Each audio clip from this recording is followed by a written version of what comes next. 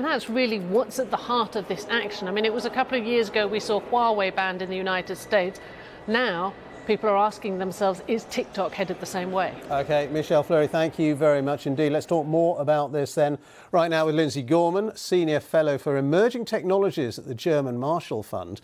Well, do you think those allegations about TikTok, that it could potentially be an arm of the Chinese state, or maybe is already an arm of the Chinese state, are they overblown? Are those anxieties and worries and fears overblown?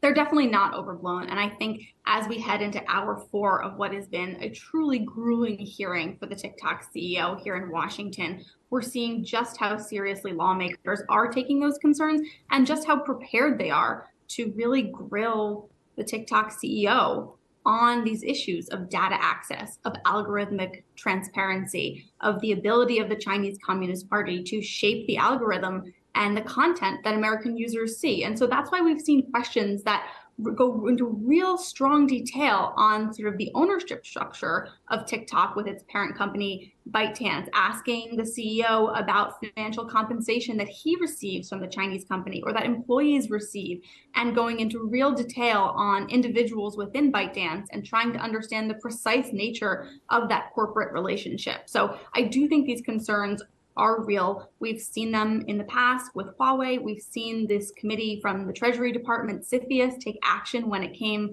to the dating app Grindr. So these concerns are not unique to TikTok, and they're also not going away when it comes to Chinese social media and technology platforms. And was the TikTok chief executive able to say anything, do you think, in the defense of the company, his company, that convinced any of those lawmakers in Congress?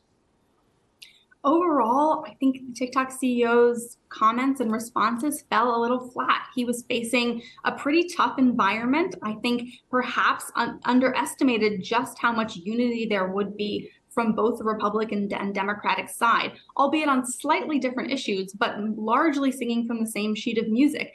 And also, I would point out that this is an unprecedented level of preparation we've seen from our lawmakers on technology issues.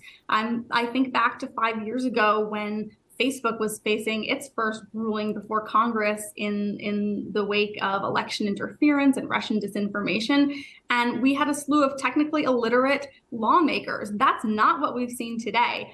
Today, we've heard lawmakers talk about bytecode, about neural network architectures and artificial intelligence. And I don't know that the TikTok CEO was really prepared to answer that level of detail and complexity on these highly technical topics. All right, fascinating to talk to you. Thank you so much, Lindsay. Lindsay Gorman there, Senior Fellow for Emerging Technologies at the German Marshall Fund.